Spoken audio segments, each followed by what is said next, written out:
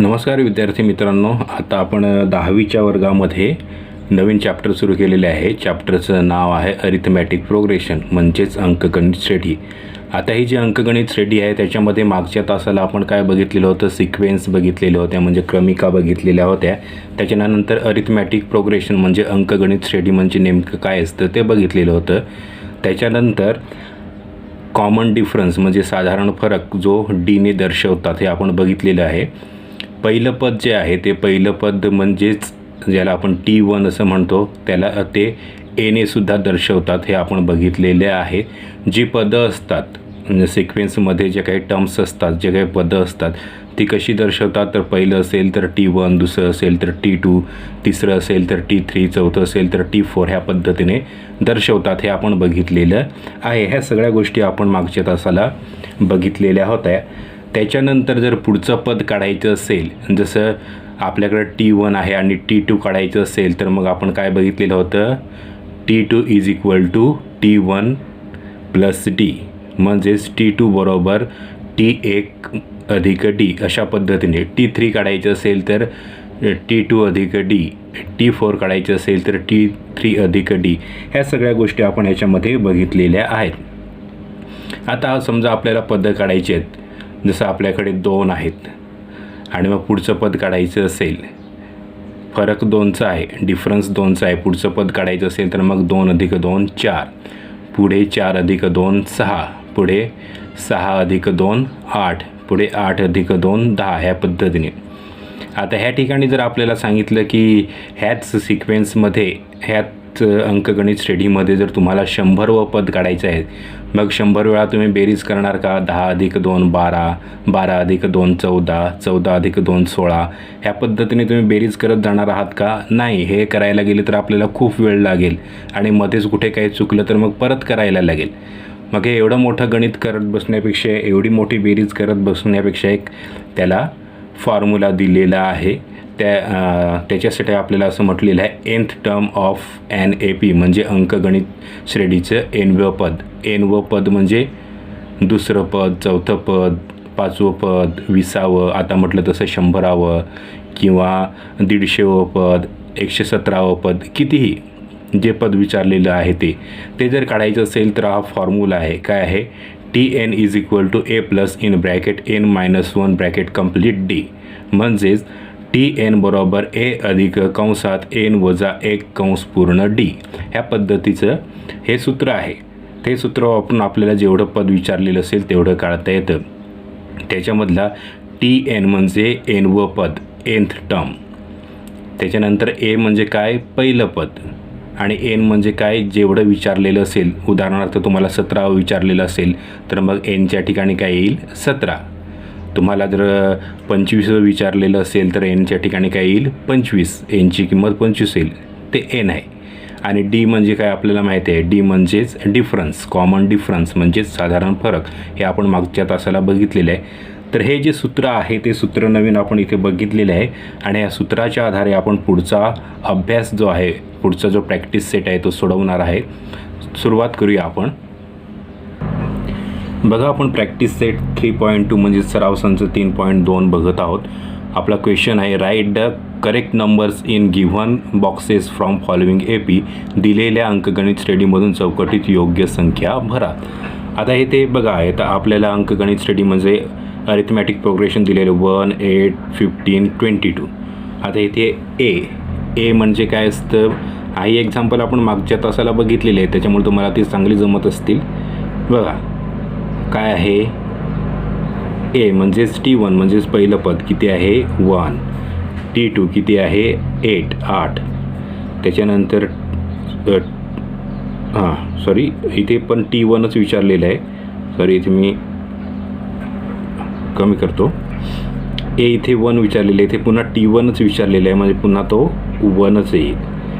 T2 काय येईल? 8 आणि T3 काय येणार आहे? 15. इथे T4 पण आहे पण तो आपल्याला विचारलेला नाही त्याच्यामुळे आपण तो काय लिहित नाही. आता इथे T2 मायनस T1. T2 काय आहे? 8. T2 8 आहे. मायनस T1 T1 काय आहे 1, किती राहिला 7. इथे T3 मायनस T2, T3 किती आहे 15 मायनस T2 आहे 8, किती राहतो 7. तसंच आता किती आला हा इथे 7 आला, इथे 7 आला, म्हणजे हा डिफरन्स आहे, कॉमन डिफरन्स. किती फरक आहे तो किती आहे 7. अर्थातच मागच्या तासाला आपलं हे झालेलं आहे, आपण बघितलेलं आहे. मागच्या तासाला बरीच एक्झाम्पल आपण सोडवून घेतलेले आहे, त्याच्यामुळे तुम्हाला ते चांगलंच जमत असेल. त्याच्यामुळे ही सगळीच एक्झाम्पल काय मी इथे सोडवत नाही. एखादं एक्झाम्पल मी इथे घेतो, तिसरं एक्झाम्पल मी घेतो. बघा तर, बघा एक्झाम्पल -3, -8, -13, -18 असं हे अरिथमॅटिक प्रोग्रेशन अंकगणित श्रेणी दिलेली आहे. -3, -8, -13, -18 ह्या पद्धतीने. आता इथे बघायचं काय विचारलेलं आहे ते. वरती आपण बघितलं नाही, एका ठिकाणी जरा चुकवलेलं आहे. बघायचं काय विचारलं आहे. T3 1 2 3, T3 काय आहे 13, -13, -13. T2 काय आहे -8, -8. T4 विचारलेला आहे 1 2 3 4, हा -18. आणि आता T1 विचारलेला आहे, हा पहिला -3. आता इथे आपल्याला T2 मायनस T1 दिलेलं आहे, T2 वजा T1. इथे एकच बॉक्स दिलेला आहे, त्याच्यामुळे वजा बाकी साईडला करून बघावं लागेल. T2 काय आहे आपला -8. इथे मी करून बघतो. -8 वजा T1 काय आहे -3. बघा -8 हा निगेटिव्ह पॉझिटिव्ह होईल. बघा आता बघा, एक निगेटिव्ह आहे एक पॉझिटिव्ह आहे, मग नेहमी काय होते एक निगेटिव्ह आणि एक पॉझिटिव्ह असला तर काय होते नेहमी वजाबाकी होते. म्हणून 8तून 3 गेले किती राहतात 5 राहतात. मोठी संख्या निगेटिव्ह आहे म्हणून हे निगेटिव्ह 5 होतील. म्हणजे इथे काय होतं -5 म्हणजेच -5. आता दुसरा T3 काय आहे 13 मायनस T2 काय आहे -8. बघा आता इथे हा -13 हा निगेटिव्ह पॉझिटिव्ह होईल. 8 -13 प्लस 8 -13 अधिक 8. एक निगेटिव्ह आहे एक पॉझिटिव्ह आहे, नेहमीप्रमाणे काय होईल वजाबाकी होईल. 13तून 8 गेले किती राहतात 5 राहतात. मोठी संख्या निगेटिव्ह आहे म्हणून निगेटिव्ह, म्हणजे इथे पण काय आला -5 म्हणजेच -5. आता इथे बघा, ह्यांची वजाबाकी -5 आली, ह्यांची वजाबाकी -5 आली, म्हणजेच D कॉमन डिफरन्स आहे तो काय आहे -5. ए म्हणजे काय असतं पहिलं पद T1 असतं, हा T1 काय आहे -3. ह्या पद्धतीने जे बॉक्स दिलेले आहेत ते आपण पूर्ण केलेले आहेत.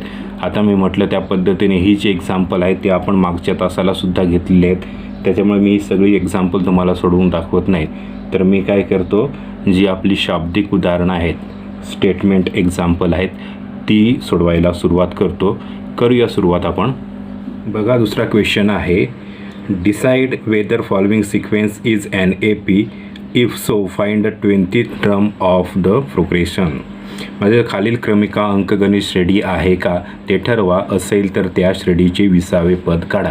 अर्थातच ती अंकगणित श्रेणी आहे किंवा नाही आपण कसं ठरवणार, तर त्याचा जो डिफरन्स आहे कॉमन डिफरन्स म्हणजे साधारण फरक, तो जर कॉन्स्टंट्स म्हणजे तोच असेल, तोच स्थिर येईल, तर अशा पद्धतीने आपण अंकगणित श्रेणी काढणार आहोत. कशी काढणार, तर आपला कॉमन डिफरन्स आहे तो स्थिर पाहिजे, कॉन्स्टंट पाहिजे, तर आपण अंकगणित श्रेणी आहे असं म्हणू शकतो. आणि तो जर डिफरन्स कॉन्स्टंट नसेल, स्थिर नसेल, तर मग अंकगणित श्रेणी नाही. जर अंकगणित श्रेणी नसेल तर पुढचा प्रश्नच येत नाही. पण जर अंकगणित श्रेणी असेल तर मग आपल्याला 20th टर्म आपल्याला काढावी लागेल, 20वे पद काढावं लागेल. मग करूया सुरुवात आपण. आता इथे बघा आपल्याला दिले -12, -5, 2, 9, 16, 23, 30 पुढे असं -12, -5, 2, 9, 16, 23, 30 आणि त्याच्या पुढे सुद्धा संख्या आहेत. अर्थात आपण 4-5 टर्म्स म्हणजेच 4-5 पदापर्यंत जरी डिफरन्स काढून बघितला तरी सुद्धा चालेल. मग आपण सुरुवात करूया. बघा इथे मी लिहितो, सुरुवातीला काय लिहू, D is equal to T2 minus T1. आता T2 काय आहे आपला, -5. -5 मायनस -12.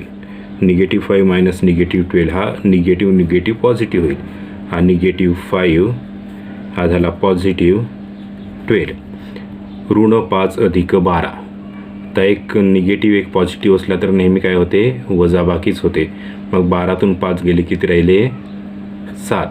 आता इथे बघा मोठी संख्या पॉझिटिव्ह आहे त्याच्यामुळे हे पॉझिटिव्हच राहील, धनच राहील, बदलणार नाही. आता दुसरं घेऊया, T3 मायनस T2. आता इथे बघा T3 मायनस T2 म्हणजे 2. हा इथे 2 आहे, वजा 5, -5. इथे बघा पुन्हा 2 हा निगेटिव्ह पॉझिटिव्ह होईल, 5. म्हणजेच 2 अधिक 5 7. तिसरा घेऊ आपण इथे, T4 मायनस T3. तर T4 1 2 3 4 9 मायनस 2, 9 वजा 2 किती राहतात, 7. अजून एक घेऊया आपण, T5 मायनस T4. 1 2 3 4 5 16 मायनस 9, 16 वजा 9 किती राहतात, 7.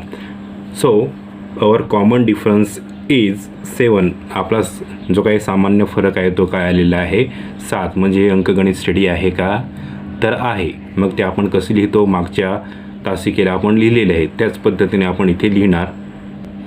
बघा इथे मी लिहिलेलं आहे, common difference is constant so it is an AP. म्हणजे सामान्य फरक स्थिर आहे म्हणून वरील क्रमिका अंकगणित श्रेणी आहे. आता अंकगणित श्रेणी असेल तर आपल्याला 20वे पद म्हणजे 20 टर्म्स आपल्याला शोधायला सांगितलेली आहे. आता इथे बघा आपण लिहून घेऊया सुरुवातीला, म्हणजे तुमचं कन्फ्युजन होणार नाही. आपल्याला काय काय आवश्यक आहे, A म्हणजे पहिलं पद काय आहे, -12. त्याच्यानंतर D काय आहे, 7. त्याच्यानंतर पुढे कितवं पद विचारलेलं आहे आपल्याला, 20वे म्हणजे नंबर ऑफ टर्म. N म्हणजे नंबर ऑफ टर्म म्हणजेच पदांची संख्या किती आहे, 20 आहे. आणि मग ह्याच्या पुढे आपण आपला फॉर्म्युला लिहून घेणार. सुरुवात करूया. बघा हा जो फॉर्म्युला आहे, TN बरोबर A अधिक N वजा 1D. ह्याच्यामध्ये किमती टाकलेल्या आहे. A जी किंमत आहे तिथे टाकलेली आहे, त्याच्यानंतर N ची किंमत इथे टाकलेली आहे आणि D ची किंमत इथे टाकलेली आहे. आता इथे N ची किंमत टाकलेली आहे, इथे T20 ह्या पद्धतीने आहे. इथे N आहे, इथे N ची किंमत टाकायची. काही विद्यार्थी डायरेक्टच 20 लिहितात, तसं करायचं नाही. T20 असं आहे ते. आता इथे बघा 20तून 1 गेल्यानंतर 19 राहतात, हा 7. 19 गुणिले 7 हा -12 आहे, हा प्लस आहे तसेच तसा. आता इथे बेरीज आहे, गुणाकार आहे. मग अशा पद्धतीने असेल तर सुरुवातीला आपण काय करतो, गुणाकार किंवा भागाकार, त्याच्यानंतर बेरीज किंवा वजाबाकी येते. मग सुरुवातीला गुणाकार 19 गुणिले 7, 19 7 येत नसेल तर तुम्ही गुणाकार करून सुद्धा बघू शकता. 19 7 33 असे म्हणजेच 133.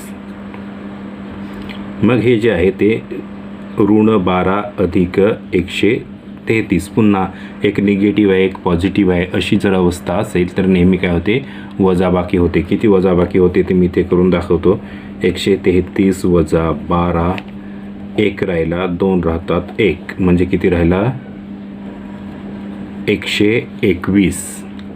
म्हणजेच काय झालं ते, आता ही मोठी संख्या पॉझिटिव्ह आहे त्याच्यामुळे हे पॉझिटिव्हच राहील. 20वे पद किती आलं, 121. T20 म्हणजे 20वे पद, 20th टर्म ह्या पद्धतीने होतं ते किती आलं, 121. मग ते आपण लिहून घेणार. बघा इथे मी लिहिलं आहे 20th term of an AP is equal to 121. म्हणजे अंकगणित श्रेणीचं 20वे पद 121 किंवा 121 आहे ह्या पद्धतीने. तर हे दुसरं एक्झाम्पल आहे, ते दुसरं एक्झाम्पल आपण इथे सोडवून घेतलेलं आहे. आता ह्याच पद्धतीचं पुढचं एक्झाम्पल आपण घेऊया. बघा, given arithmetic progression 12 16 20 24, find the 24th term of this progression. दिलेली अंकगणित श्रेणी 12 16 20 24 आहे या अंकगणित श्रेणीचे 24वे पद काढा.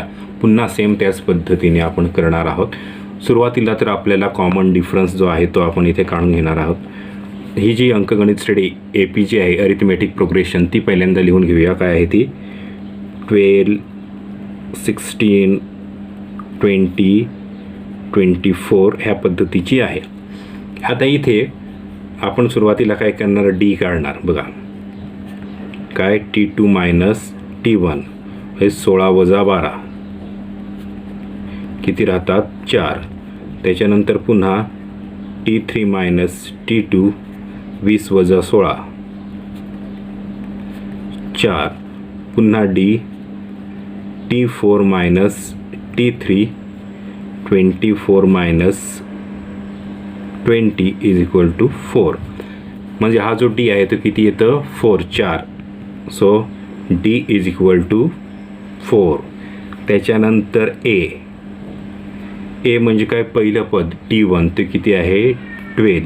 त्याच्यानंतर आपल्याला कितवं पद विचारलेलं आहे 24वा 24th टर्म विचारलेले.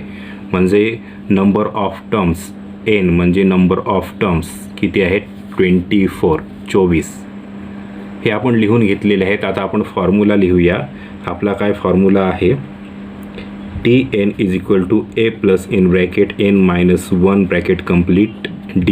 ह्या पद्धतीने Tn बरोबर A अधिक कंसात N वजा 1 D ह्या पद्धतीचं आहे. ह्या ज्या किमती आपण घेतलेल्या आहेत त्या टाकून आपण सोडवायला सुरुवात करूया. बघा Tn ची किंमत किती आहे 24 T24. A ची व्हॅल्यू किती आहे 12. N ची व्हॅल्यू आहे 24 मायनस 1. D ची व्हॅल्यू आहे 4. इथे बघा 12 प्लस 24 मायनस 1 23 हा इथे इंटू 4 गुणिले 4. आता परत बेरीज आहे गुणाकार आहे. सुरुवातीला काय करणार आपण गुणाकार करूया. गुणाकार आता इथे 23 इंटू 4 म्हणजे 23 4 जा 23 चौक 92 बरोबर ना. बघा 20 चौक 80 आणि 3 चौक 12 80 आणि 12 92 ह्या पद्धतीने बेरीज जाते यांची. इथे डायरेक्ट आपल्याला करता येईल 2 आणि 2 4 9 आणि 1 10 किती आली ती 110. काही लोकांना इथे समजली नसेल तर इथे करून दाखवतो मी तुम्हाला. ही अशी 4 9 आणि 1 10 104. आता इथे बघा आपण व्हॅल्यू जी किंमत आहे काय आहे T24 म्हणजे 24वे पद 24th टर्म ह्या पद्धतीने किती आली 104. मग ते जे आहे ते आपण लिहून घेऊया. बघा 24th term of an AP is 104. अंकगणित श्रेणीचे 24वे पद 104 आहेत. आता आपण 2 एक्झाम्पल सोडवली त्याच्यावरून तुमच्या लक्षात आलेले असेलच. हे खूप सोपं आहे. म्हणजे ह्याच्यामध्ये आपल्याला काय माहिती पाहिजे D माहिती पाहिजे A माहिती पाहिजे N माहिती पाहिजे बरोबर ना. आणि मग हा Tn म्हणजेच nth टर्मचा जो फॉर्म्युला आहे nवे पदाचा जो फॉर्म्युला आहे A अधिक N वजा 1 D हा जो फॉर्म्युला आहे तो माहिती पाहिजे.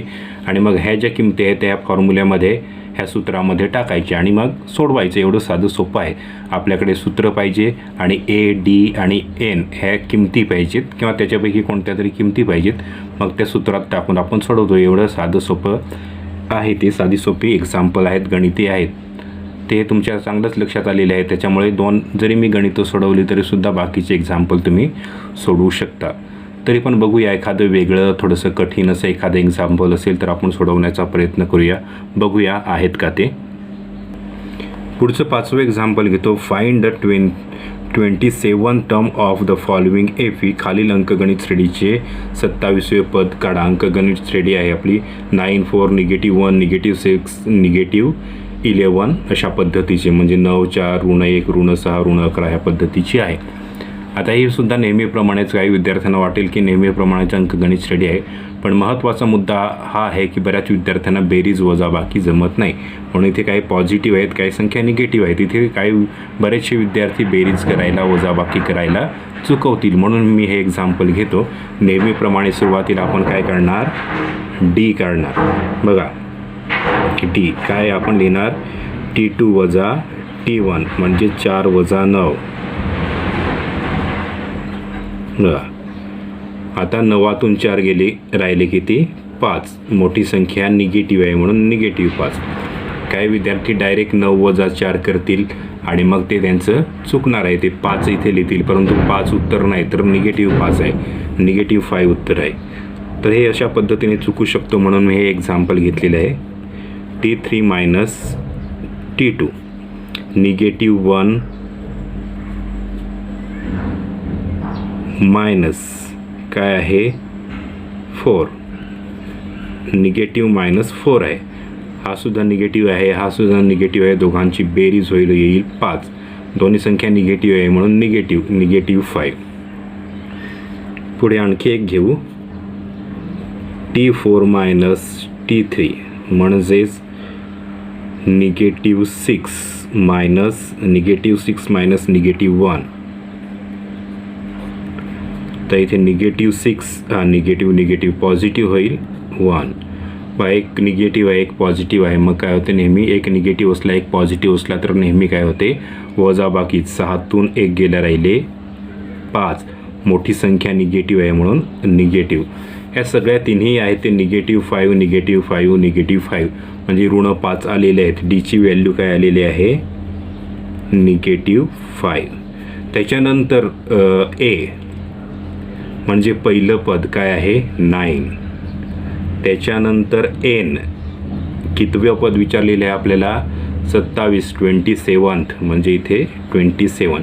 आणि मग आता आपण फॉर्म्युला लिहूया, Tn is equal to A plus N minus 1D. हा फॉर्म्युला आहे तो लिहिलेला आहे. T27 एची व्हॅल्यू काय आहे 9 अधिक एनची व्हॅल्यू आहे 27 वजा 1. डीची व्हॅल्यू काय आहे निगेटिव्ह 5. आता इथे बघा हे सूत्र आहे, त्या सूत्रामध्ये आपण किमती टाकलेल्या आहेत. Tn A plus N minus 1D हे जे सूत्र आहे किमती टाकलेले आहेत. एची किंमत किती आहे 9, ती आपण इथे टाकलेली आहे. एनची किंमत किती आहे 27, ती आपण इथे टाकलेली आहे, वजा 1. आणि डीची किंमत आहे निगेटिव्ह 5, ती इथे आपण ठेवलेली आहे. तर 9 अधिक 27 वजा 1 26 गुणिले निगेटिव्ह 5 हे जे आहे ते इथे मी गुणाकार केलेला आहे. बघा तो 130 आलेला आहे, तो मी इथे लिहिलेला आहे. ह्या निगेटिव्ह आहे म्हणून निगेटिव्ह येईल. पॉझिटिव्ह गुणिले निगेटिव्ह नेहमी निगेटिव्हच असतं, ते निगेटिव्ह इथे आलेले आहे. आता एक संख्या पॉझिटिव्ह आहे, एक संख्या निगेटिव्ह आहे, असं जर असलं तर काय होतं, नेहमी वजाबाकी होते, सबट्रॅक्शन होते. म्हणून 130 मधून 9 गेल्यानंतर 121 म्हणजे 121. मोठी संख्या निगेटिव्ह आहे म्हणून निगेटिव्ह. तर ह्या पद्धतीने आपले 27वा पद आले आहे ते काय आहे 121 हे आलेलं आहे. ते आपण इथे लिहिलेलं आहे, आपण ते लिहून घेऊया. बघा मी ते लिहिलेले आहे 27 term of an AP is equal to 121. अंकगणित श्रेणीचे 27वे पद काय आलेले आहे 121. हे आपण लिहून घेतलेले आहेत. जवळजवळ सगळे एक्झाम्पल सारखीच आहेत. 2-3 एक्झाम्पल सोडवली तरी बाकीची तुम्ही सोडू शकता. पण तरी पण बघूया, एखादं काही कठीण असेल, वेगळं असेल एक्झाम्पल तर ते आपण घेण्याचा प्रयत्न करूया. बघूया कोणतं मिळतं का ते आपल्याला. हे बघा इथे एक्झाम्पल आहे, find how many 3 digit natural numbers are divisible by 5. 3 अंकी नैसर्गिक संख्या समूहातील 5ने भाग जाणाऱ्या संख्या किती आहेत ते शोधा.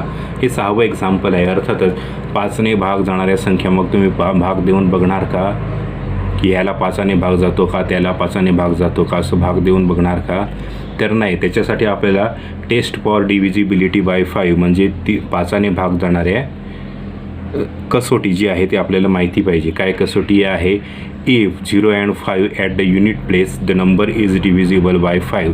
म्हणजे ज्या संख्येच्या एकक स्थानी 0 आणि 5 असतात त्या संख्येला 5ने भाग जातोच. ह्याचा जर विचार केला तर मग आपल्याला दोन तीन गोष्टी आहेत. जसं इथे नॅचरल नंबर्स म्हणजे नैसर्गिक संख्या. नैसर्गिक संख्या कोणत्या असतात? 1 2 3 4 5 हे नैसर्गिक संख्या असतात. -1 -2 ह्या नैसर्गिक संख्या नाहीत. 1 2 3 4 5 हे नैसर्गिक संख्या आहेत. त्याच्यानंतर 5ने भाग जाणाऱ्या म्हणजे एकक स्थानी 0 पाहिजे. म्हणजे जसं इथे बघा मी तुम्हाला दाखवतो. एकक स्थानी 5 पाहिजे किंवा 0 पाहिजे. 10 15 20 ह्या पद्धतीने एकक स्थानी 5 आहे, 0 आहे, 5 आहे, 0 आहे, अशा संख्या पाहिजेत. त्याच्यानंतर आपल्याला म्हटलेलं आहे 3 डिजिट्स म्हणजे 3 अंकी. 3 अंकी पहिली संख्या कोणती आहे? 100. त्याला 5ने भाग जातो का? अर्थातच जातो. एकक स्थानी युनिट प्लेसला 0 आहे, 5ने भाग जातो. तुम्ही भाग देऊन बघा. मग पहिली जी आपली नॅचरल नंबर आहे 3 डिजिट 3 अंकी जी नॅचरल नंबर आहे 3 डिजिट नॅचरल नंबर आहे तो पहिला जो आहे तो कोणता आहे? 100. त्याच्यानंतर मग पुढे 105 110 ह्या पद्धतीने आहेत. आता तुम्ही म्हणाल कुठपर्यंत मोजायचं? तर मग आता इथे शेवटची जी नॅचरल नंबर आहे 3 अंकी ती काय आहे? 999 999. त्याच्या पुढे 1000 येतात. जी 4 अंकी होते 1 2 3 4 ही 4 अंकी होते. म्हणजे 3 अंकी इथे संपतात. ह्याला 5ने भाग जातो का? नाही. मग 998ला जात नाही, 97ला जात नाही. कितीला जातो? 995. बघा एकक स्थानी काय आहे? एकक स्थानी एकक स्थानी काय आहे? 5. युनिट प्लेसला 5 आहे म्हणजे 5ने भाग जातो. म्हणजे शेवटची संख्या काय आहे? 5. आता इथे बघा, इथे हा जो काय आहे ए आहे. त्याच्यानंतर 5ने भाग जाणाऱ्या संख्या म्हणजे 5 10 15 20 बरोबर ना? दोघांमध्ये कितीचा फरक आहे? 5चा. 5ने भाग जाणारी संख्या म्हटलेली आहे डिव्हिजिबल बाय 5.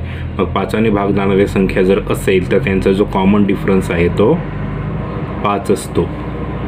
3ने भाग जाणारी संख्या जर म्हटली तर त्यांचा कॉमन डिफरन्स 3 असतो. बघा इथे 5 10 कितीचा फरक आहे? 5चा. 10 15 कितीचा फरक आहे? 5चा. त्याच्यानंतर पुढे आपल्याला शेवटची संख्या माहिती आहे. किती आहे ती? 995. शेवटची संख्या ज्याला म्हणतात TN nth टर्म म्हणजे nव पद ते किती आहे? 995. काय विद्यार्थी असं लिहितील? इथे मी लिहून दाखवतो. असं लिहितील. तसं नाही, हे नाही. हे TN हा जो TN पूर्ण आहे त्याची किंमत ही आहे. TN म्हणजे शेवटचं पद, लास्ट टर्म, nth टर्म. हा TN शेवटचं पद जे असतं ते TNने दर्शवतात. nth टर्म त्याची किंमत आहे 995. आता ह्या सगळ्या गोष्टी आपल्याकडे मिळालेल्या आहेत. आता इथे बघा आपण फॉर्म्युला लिहूया. TN A + n-1D. इथे काय विद्यार्थी कारणं देऊ शकतात? The first number 3 digit number divisible by 5 असं एखादं कारण देऊ शकतोय.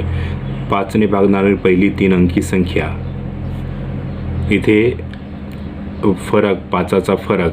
इथे 5ने भागणारी शेवटची संख्या, लास्ट टर्म डिव्हिजिबल बाय 5 असं कारण लिहू शकता. तुम्हाला वाटलं तर कारण तुम्ही इथे लिहायचं आहे. मी इथे लिहित नाही, तुम्हाला वाटलं तर लिहा. इथे बघा TN काय आहे? 995. आता परत म्हणतो हे असं नाही आहे. ते पूर्ण TNची किंमत, फक्त nची किंमत नाही आहे, ती पूर्ण TNची किंमत आहे. नुसता n नाही विचारलेलं आहे, TN विचारलेलं आहे. नुसता n असता तर मग ते असं आलं असतं. पूर्ण TN आहे मग म्हणून 995. नाही तर मग काय विद्यार्थी ते T995 लिहितील. तसं नाही. ते nची नाही विचारलेली किंमत, TNची विचारलेली आहे. हे छोटे छोटे फरक आहेत, ते बऱ्याचशा विद्यार्थ्यांच्या लक्षात येत नाहीत आणि गणितं चुकून ठेवतात. आता A आहे, किती आहे? 100 प्लस n किती आहे? तर आपल्याला माहितीच नाही किती संख्या आहेत. किती संख्या आहेत ते आपल्याला इथे विचारलेले आहेत. हाऊ मेनी नंबर्स ते आपल्याला विचारलेले आहेत, ते आपल्याला माहितीच नाहीत. त्याच्यामुळे हा n तसाच राहील, तर -1. आणि डी किती आहे 5. आता आपण घेऊ 995. हा 100 पॉझिटिव्ह आहे, इक्वल साईनच्या इकडनं आला तर तो निगेटिव्ह होईल. हा आहे n-1 गुणिले 5, म्हणजे हे असं, हे आता किती होईल 895, बरोबर ना. आता 5 आहे तो इथे गुणणार, 5 गुणिले n 5n, नंतर वजाचे चिन्ह 5 गुणिले 1 5, ह्या पद्धतीने. हा निगेटिव्ह आहे, इकडे जाऊन काय होईल पॉझिटिव्ह.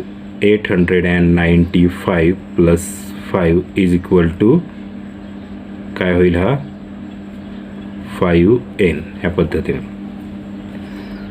मग हा काय होईल 900, बरोबर ना. 895 आहे, त्याच्यामध्ये 5 मिळवले तर 900 होतील. 5n. आता 5n ला गुणाकार करतो, मल्टिप्लिकेशन करतो, बरोबरच्या चिन्हाच्या इकडनं काय येईल तर काय करेल तो डिव्हिजन करेल. करूया आपण. बघा इथे 5 एके 5, इथे 4 उरतात, इथे 0, 4 आणि 0 40 होतील. 5 8 40, हा 0 शिल्लक राहतो, 5 0 0. म्हणजे किती एकूण संख्या आहेत, टोटल नंबर्स किती आहेत 180. बघा 183 digit natural numbers are divisible by 5, म्हणजेच 180 3 अंकी नैसर्गिक संख्यांना 5ने भाग जातो. ह्याचा अर्थ काय होतं की 3 अंकी अशा 180 संख्या आहेत ज्याला 5ने भाग जाऊ शकतो. ते आपण इथे बघितलेलं आहे, आपण इथे सिद्ध केलेलं आहे. तर हे 6वं एक्झाम्पल आपण इथे बघितलेलं आहे. असं 6वं एक्झाम्पल आपण सोडवलं, त्याच पद्धतीचं एक वेगळ्या प्रकारचं एक्झाम्पल असेल तर आपण बघूया. बघा 7वा क्वेश्चन आहे. The 11th term and the 21st term of an AP are 16 and 29 respectively, then find the 41st term of that AP. म्हणजेच एका अंकगणित श्रेणीचे 11वे पद 16 व 21वे पद 29 आहे, तर त्या अंकगणित श्रेणीचे 41वे पद शोधा. हा जो क्वेश्चन आहे तो आपण इथे सुरुवात करत आहोत. बघा आपल्याला म्हटलं त्या पद्धतीने 11वं पद म्हणजेच T11. T11 काय आहे 11वे पद, 11th टर्म काय आहे 16. त्याच्यानंतर दुसरे म्हटलेलं आहे 21st टर्म. 21st टर्म किती आहे 21वे पद 29, 29 आहे. Then find 41st term of than AP, म्हणजे 41वे पद शोधा असं आपल्याला इथे म्हटलेलं आहे. मग सुरुवात करूया. इथे आपण आपल्याला इथे हे जे आहे 11th टर्म 11वं पद आहे त्याचं सुरुवात करूया. म्हणून सुरुवातीला T11 = 16 ह्याचा आपण विचार करूया. बघा इथे फॉर्म्युला लिहूया. Tn = A + n-1d. आता इथे बघा कितवं पद आहे 11वं आहे, बरोबर ना. मग इथे लिहूया T11 = A प्लस काय आहे nच्या ठिकाणी 11 आहे, 11 - 1 आणि d आपल्याला माहिती नाही. T11 हा T11 आहे तो किती आहे 16. 16 = A प्लस 11 - 1 म्हणजे 11 वजा 1 किती होतील 10 गुणिले d, 10d होतात. आता हे आहे, ह्याच्या पुढे आपल्याला सोडवता येणार नाही, ह्याच्या पुढे आपल्याला किंमत काढता येणार नाही. त्याच्यामुळे आपण याला इक्वेशन म्हणूया, समीकरण म्हणूया. हे आपलं पहिलं इक्वेशन, पहिलं समीकरण आलेलं आहे. हे पहिलं समीकरण आहे. आता पुढचं घेऊया. पुढचं आहे T21, हा आहे 29. बघा पुन्हा फॉर्म्युला लिहूया. Tn = A प्लस n-1d ह्या पद्धतीने.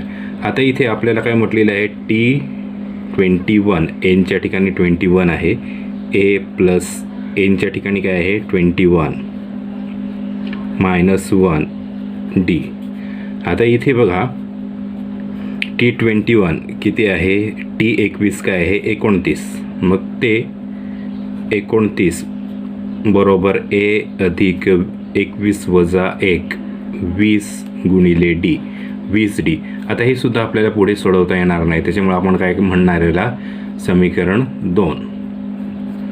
आता अशी दोन समीकरणं असतात तेव्हा आपण एकतर बेरीज करतो किंवा एकतर वजाबाकी करतो, हे आपण अगोदर केलेलं आहे, आपल्याला माहिती आहे ते.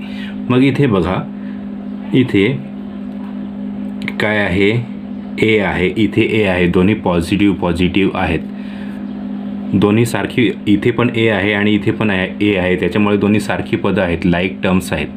अशा जर लाईक टर्म्स असल्या सारखी पदं असली तर काही प्रश्न येत नाही, आपण सरळ बेरीज किंवा वजाबाकी करतो. पण जर सारखी नसली तर मग ती आपल्याला सारखी करावी लागतात, हे आपण मागे बघितलेले आहेत.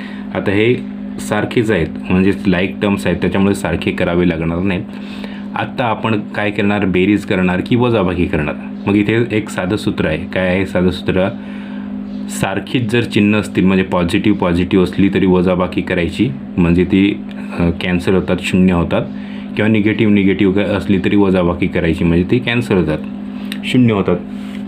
एक निगेटिव्ह आणि एक पॉझिटिव्ह असली तर मात्र बेरीज करावी लागतील. मग हा पण पॉझिटिव्ह आहे, हा पण पॉझिटिव्ह आहे, त्याच्यामुळे आपण काय करणार, वजाबाकी करणार, बरोबर ना. आता काय करतो आपण, मोठ्यातून लहान वजा करणार. हा 29 मोठा आहे आणि 16 छोटा आहे. मग दुसऱ्या इक्वेशनमधून पहिले इक्वेशन वजा करू. आपण लिहूया इथे बघा, मी इथे लिहिलेले आहे सबट्रॅक्ट इक्वेशन 1 फ्रॉम 2, म्हणजे समीकरण 2मधून समीकरण 1 वजा करूया. मग करूया वजाबाकी, subtraction. 29 is equal to A plus 20D. दुसरं काय आहे ते 16 is equal to A plus 10D. वजाबाकी आपण सबट्रॅक्शन करतो. बघा, 9तून 6 गेले, राहिले 3, 2तून 1 गेला, राहिला 1, बरोबर ए मधून 1 गेला, 0 राहील, तो नाही लिहिला तरी चालेल. आता 20D आहेत आणि हे 10D आहेत, म्हणून 20D मधून 10D गेल्यानंतर फक्त काय राहतील, 10D, 10D. ह्या पद्धतीने 10D इथे शिल्लक राहतात.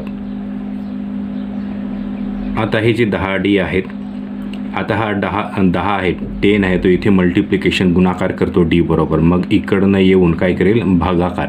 तो भागाकार मी लिहितो. बघा इथे मी डिव्हिजन म्हणजे भागाकार लिहिलेला आहे. तर भागाकार करणं सोपं आहे. जर छेदामध्ये डिनॉमिनेटर 1 वर 1 शून्य असला तर 1 नंतर पॉईंट मागून मोजतात, 1 2 3 4 असं मागून मोजतात. एकावरती 1 शून्य असला तर 1 नंतर पॉईंट, म्हणजे हे इथे पॉईंट येईल. 2 शून्य असले तर 2 नंतर पॉईंट, परंतु इथे 1 नंतरच आहे म्हणून 1 नंतर पॉईंट इथे येईल, म्हणजे हा 1.3 असं होईल, 1.3 असं येईल. हा असा भागाकार येऊ शकतो. पण मी इथे भागाकार करत नाही, पुढे गरज पडली तर आपण भागाकार करूया, नाहीतर परत आपण भागाकार करणार, परत गुणाकार करावा लागेल. त्याच्यामुळे आपल्याला पुढे जर गरज पडली तर भागाकार करूया. सध्या मी असंच ठेवतो. आणि ही जी डीची किंमत, आता आपण डीची व्हॅल्यू काढलेली आहे 13/10, 13/10 असं झालेलं आहे.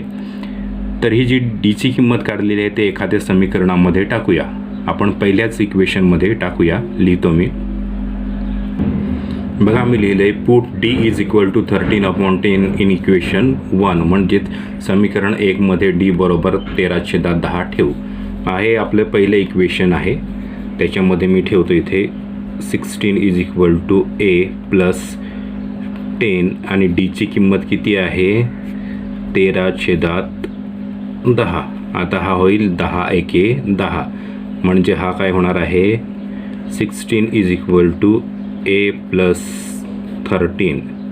16 बरोबर ए अधिक 13. 13 इथे बेरीज करतो, बरोबरच्या चिन्हाच्या इकडे गेल्यानंतर काय करेल वजाबाकी, म्हणून 16 वजा 13 बरोबर ए, म्हणजे 16 वजा 13 किती राहतील 3 बरोबर ए.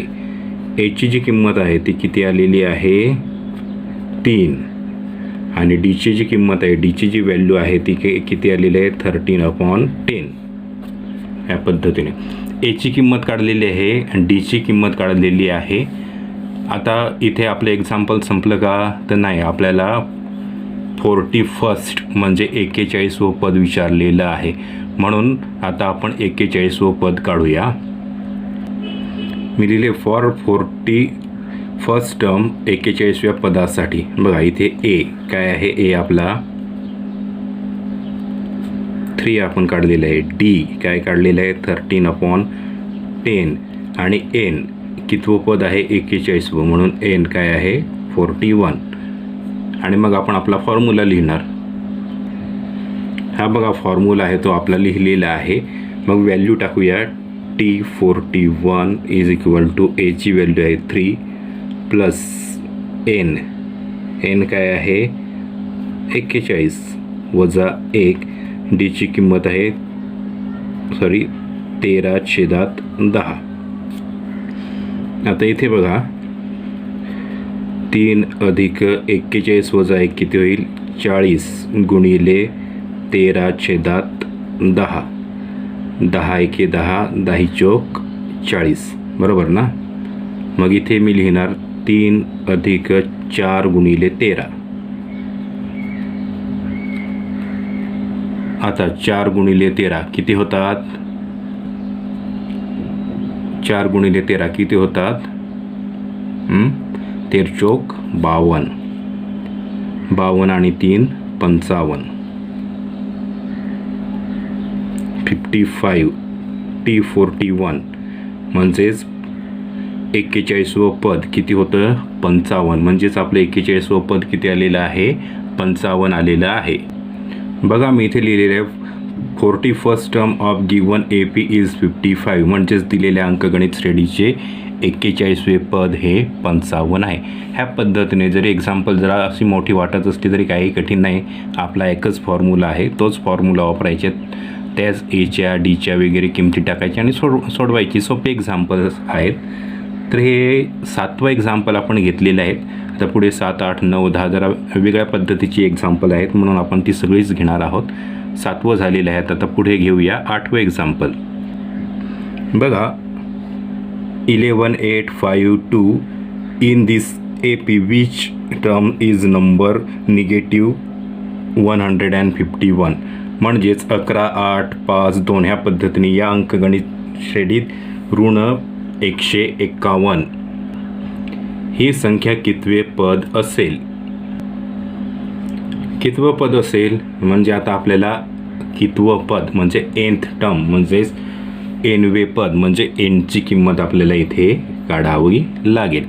आपण सुरुवातीला एची व्हॅल्यू काढू, डीची व्हॅल्यू काढू आणि त्याच्यानंतर मग पुढे एनची व्हॅल्यू आपण काढू. करूया सुरुवात आपण आता. डी आपण सुरुवातीला काय करणार T2 वजा T1 म्हणजेच 8 वजा 11 किती होतील. 11तून 8 गेले, राहिले किती 11तून 8 गेल्यानंतर किती राहतात 3. मोठी संख्या निगेटिव्ह आहे म्हणून निगेटिव्ह. पुन्हा D is equal to T3 minus T2. आता इथे 5 वजा 8,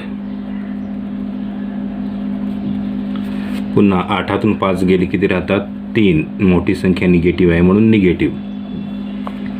पुन्हा T4 वजा T3 म्हणजेच 2 वजा 5. आता इथे 5तून 2 गेले, 3 राहतात, मोठी संख्या निगेटिव्ह आहे म्हणून negative. So D is equal to -3. त्याच्यानंतर ए काय आहे, ए म्हणजे पहिलं पद फर्स्ट टर्म किती आहे 11. त्याच्यानंतर आपल्याला आणखी एक गोष्ट दिलेली आहे, काय आहे शेवटची संख्या म्हणजे ज्या संख्येपर्यंत आपण शेवटी पोचणार आहोत ती शेवटची संख्या. शेवटची संख्या आपण कशाने दर्शवतो TN ने दर्शवतो. ती जी शेवटची संख्या आहे ती काय आहे -151 म्हणजे ऋण 151 ही शेवटची संख्या आहे. ते आपल्याला माहिती आहे. म्हणजे TN माहिती आहे, फक्त N म्हणजे नंबर ऑफ टर्म्स जे आहेत म्हणजे पदांची संख्या आहे ते आपल्याला माहिती नाही. मग हे कितव्या क्रमांकावरती येईल म्हणजे एनची किंमत आपल्याला इथे काढायची आहे. मग तोच फॉर्म्युला आपण लिहून घेतो मी. TN is equal to A plus in bracket n-1 bracket complete D हा फॉर्म्युला आहे आपला. Tn बरोबर a अधिक कंसात n वजा 1 कंस पूर्ण डी हा फॉर्म्युला आहे. त्याच्यामध्ये आपण किमती टाकणार. Tnची किंमत आपल्याला माहिती आहे किती आहे, -151. एचची व्हॅल्यू आपल्याला माहिती आहे 11. त्याच्यानंतर n आपल्याला माहिती नाही आणि डी काय आहे -3 ऋण 3. आता हे सोडवायला सुरुवात करू आपण. बघा इथे 11 अधिक, आता इथे वजाबाकी होणार नाही आहे तसंच आहे, मग ह्यांचा गुणाकार करूया. इथे 3 गुणिले n हा निगेटिव्ह आहे, -3n हा मायनस 3 एके 3 निगेटिव्ह गुणिले निगेटिव्ह पॉझिटिव्ह होईल म्हणून 3 एके 3 निगेटिव्ह इंटू निगेटिव्ह पॉझिटिव्ह ह्या पद्धतीने. म्हणजे हे आहे -151 म्हणजेच ऋण 151 बरोबर 11. आता हा वजा 3n अधिक 3 ह्या पद्धतीने. आता आपण काय करणार, हा 11 अधिक 3 किती होतात, 14 होतात बरोबर ना. मग ते आपण लिहून घेऊया. 11 अधिक 3 14 वजा 3n. हा 14 इथे पॉझिटिव्ह आहे, इकडनं गेल्यानंतर निगेटिव्ह आहे, म्हणजेच ऋण 151 वजा 14 बरोबर ऋण 3n. आता हा पण निगेटिव्ह आहे आणि हा पण निगेटिव्ह आहे, दोघांची काय होईल बेरीज. इथे करून दाखवतो. 151 अधिक 14 5 6 आणि इथे हा 1 आणि 4 5 5 आणि 1 6 1चा 1 165. पण ह्या संख्या निगेटिव्ह आहेत, जरी बेरीज होत असली तरी त्यांची चिन्ह बदलणार नाही. Negative 3n. हा जो निगेटिव्ह 3n आहे हा निगेटिव्ह 3n आहे, हा काय करतो n बरोबर गुणाकार करतो, म्हणून हा निगेटिव्ह 3n आहे तो इकडनं येईल. म्हणजेच थोडक्यात असं होईल ते -165 डिवाइड -3. हा -3 अख्खाच्या अख्खा इकडनं आलेला आहे ह्या पद्धतीने. आणि मग त्यांचा भागाकार डिव्हिजन ती सुद्धा आपण इथे घेऊया. बघा काय आहे, हा निगेटिव्ह कॅन्सल होईल. आता 3 15 3 केल्यानंतर इथे 1 उरतो आणि इथे 1 आणि इथे 5 15 होतात. पुन्हा 3 15 म्हणजे nची किंमत किती आली 55. म्हणजे 55व्या ठिकाणी आपल्याला 151 निगेटिव्ह 151 जो आहे तो आपल्याला 55व्या स्थानी मिळेल. मग ते जे आहे ते लिहूया. आता मी काय करतो, ह्या ठिकाणी जरा जागा शिल्लक आहे इथे लिहितो मी. बघा इथे मी लिहिले आहे -151 is 55th term in given AP. अंकगणित श्रेणीमध्ये 151 ऋण 151 हे पद 55व्या स्थानी येते. हे आपण अशा पद्धतीने लिहून घेतलेलं आहे. तर हे जे 8वे एक्झाम्पल होतं हे सुद्धा आपलं सोडवून झालेलं आहे. आता ह्याच्या पुढे आपण पुढचं जे एक्झाम्पल आहे एक्झाम्पल नंबर 9 हे सुद्धा सोडवायला सुरुवात करणार आहोत. बघूया 9वं example. In the natural numbers from 10 to 250 how many are divisible by 4. 10 ते 250 पर्यंतच्या नैसर्गिक संख्यापैकी किती संख्या 4ने विभाज्य आहेत. आता अशाच पद्धतीचे एक्झाम्पल आपण एक अगोदर सुद्धा बघितलेलं होतं. त्याच्यामध्ये सुद्धा नॅचरल नंबर्स होते नैसर्गिक संख्या आणि ते कितीने विभाज्य होतं 5ने. मग 5ने भाग जाणारे होतं म्हणून त्याच्यातला फरक म्हणजे डी आपण काय घेतलेला होता 5. तसं 4ने भाग जायचा असेल तर आपला जो फरक आहे तो काय करणार आपण 4. आता इथे आपण काय करणार आहोत, किती म्हटलेलं आहे 10 पासून म्हटलेलं आहे. मग 10 पासून पुढे 4ने भाग जाणारी संख्या कोणती आहे, 10 पासूनची पुढची संख्या कोणती आहे 12. 12 ही पहिली संख्या आहे की ज्याला 4ने भाग जातो. म्हणून आपला जो ए आहे तो ए मी इथे लिहितो तो काय आहे स्क्वेअर. त्याच्यानंतर डी आता म्हटलं त्या पद्धतीने तुम्हाला काय 4. आता पुढे आपल्याला काय म्हटलेलं आहे, आता 250. आता शेवटची संख्यासुद्धा आपल्याला शोधायची आहेत. आता टेस्ट फॉर डिव्हिजिबिलिटी बाय 4 म्हणजे 4ने भाग जाण्याची कसोटी जी आहे तुम्हाला माहिती असेल तर आपल्याला कोणत्या संख्येने भाग जातो ते लगेच कळतंय, नाहीतर तुम्हाला सगळ्या संख्यांना भाग देऊन बघावं लागेल.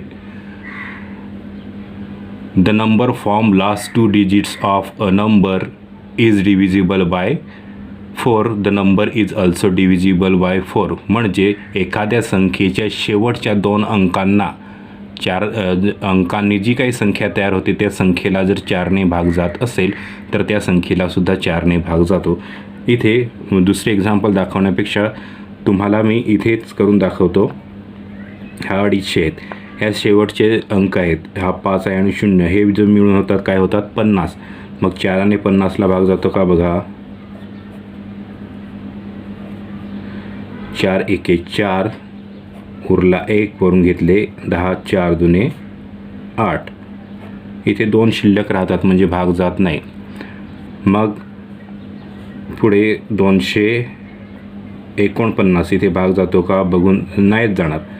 पुढे 248 इथे भाग जाईल. 4 एके 4, 4 दुने 8 म्हणजे या संपूर्ण संख्येला 4ने भाग जातो. अशा कसोट्या जर आपल्याला माहिती असल्या तर आपल्याला लगेच लक्षात येतं की कोणत्या संख्येला भाग जातो. असं कसोट्या माहिती नसतील, त्याच्या टेस्ट फॉर डिव्हिजिबिलिटी जर माहिती नसतील तर मग मात्र कठीण आहे, तुम्हाला बऱ्याच वेळा भाग देऊन बघावं लागेल. परंतु इथे आपल्याला लगेच लक्षात येतं. म्हणून शेवटची संख्या म्हणजे लास्ट टर्म जी आपण TNने दर्शवतो ती काय आहे 248.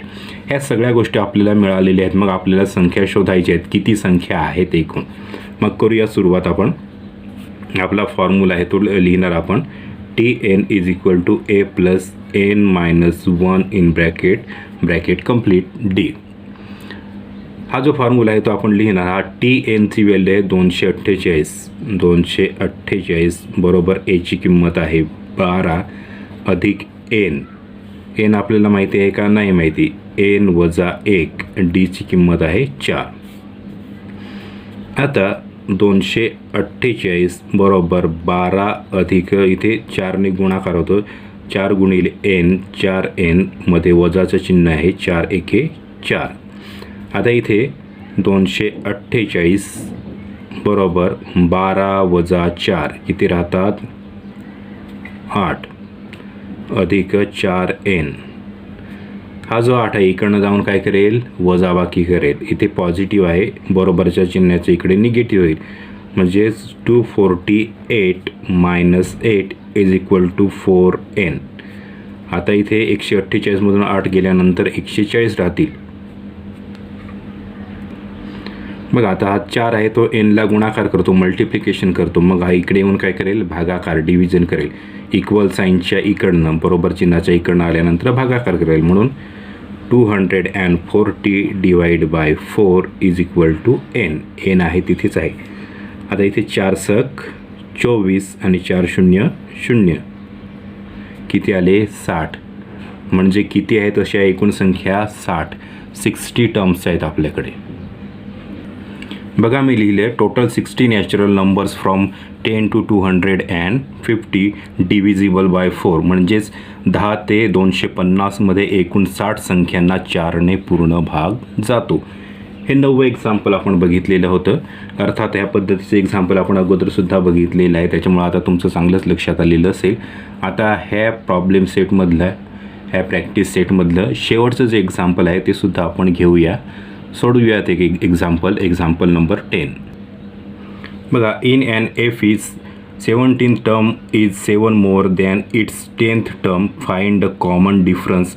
एका अंकगणित श्रेणीचे 17वे पद हे 10व्या पदापेक्षा 7ने जास्त आहे तर सामान्य फरक काढा.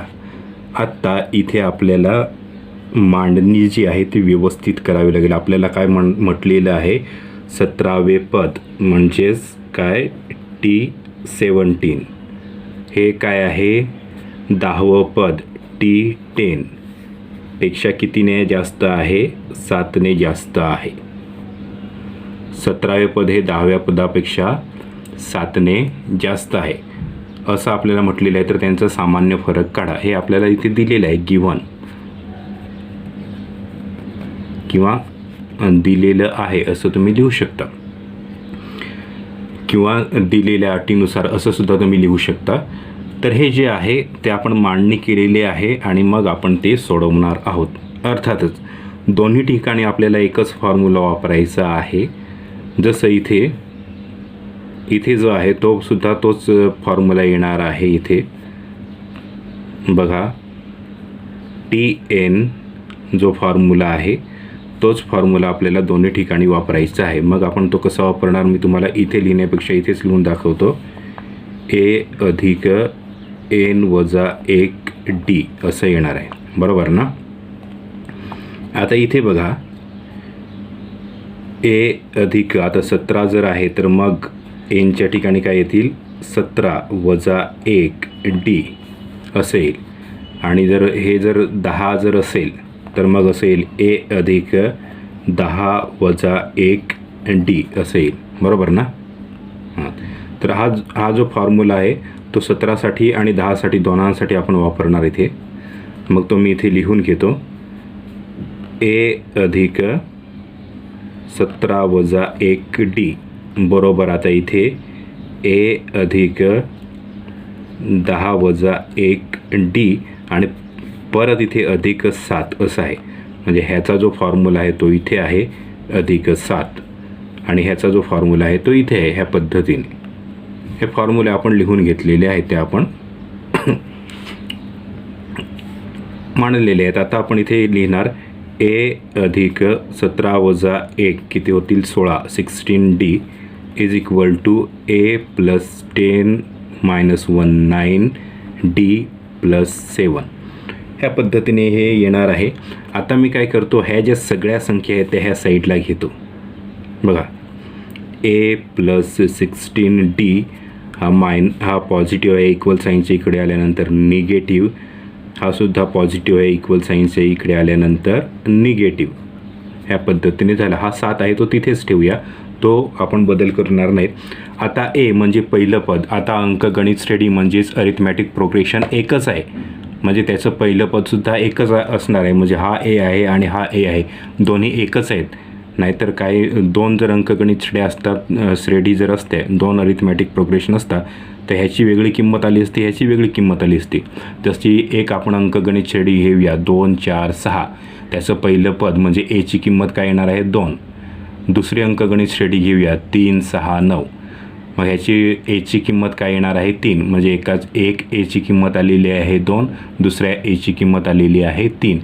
परंतु इथे तसं नाही, इथे एकच अंकगणित श्रेणी आहेत.